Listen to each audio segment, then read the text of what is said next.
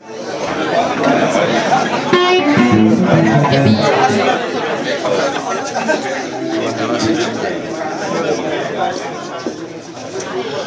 gæster,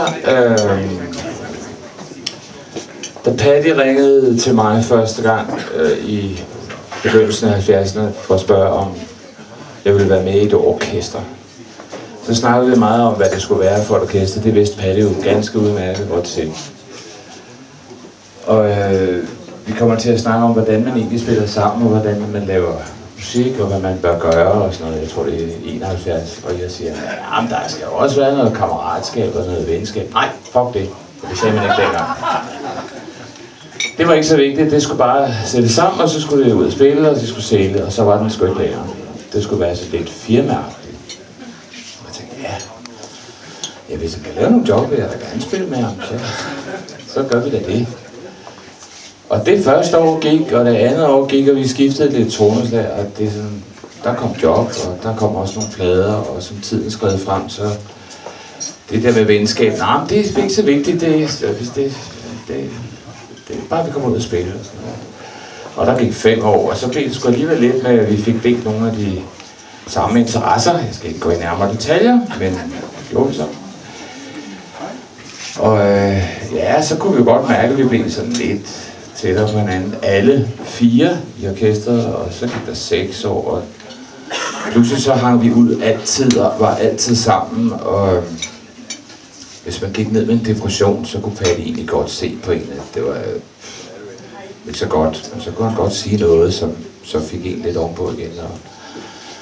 Og jeg tror faktisk, vi endte med at spille 10 år sammen, og noget med at blive nogle af de bedste venner, som vi overhovedet kunne have, alle 4 for den sags skyld. Og det var sådan lidt underligt tomt, da orkestret holdt op. Jeg tror, det var 81, der opgav Patty faktisk kampen mod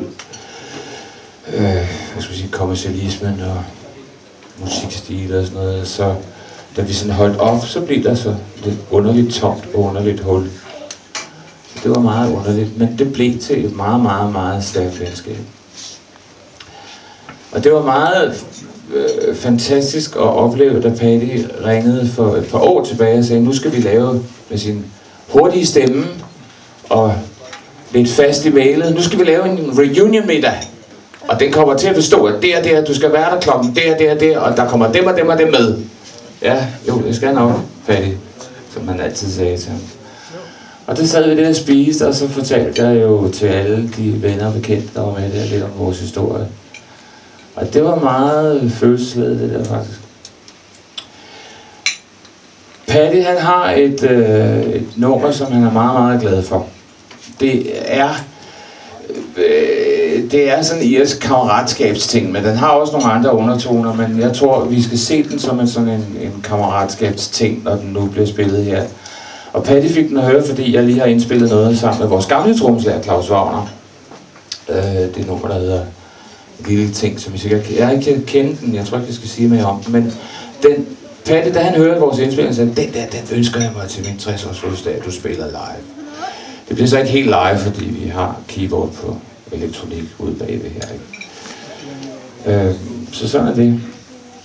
Held og lykke med resten af eftermiddagen. Og tillykke til Patty.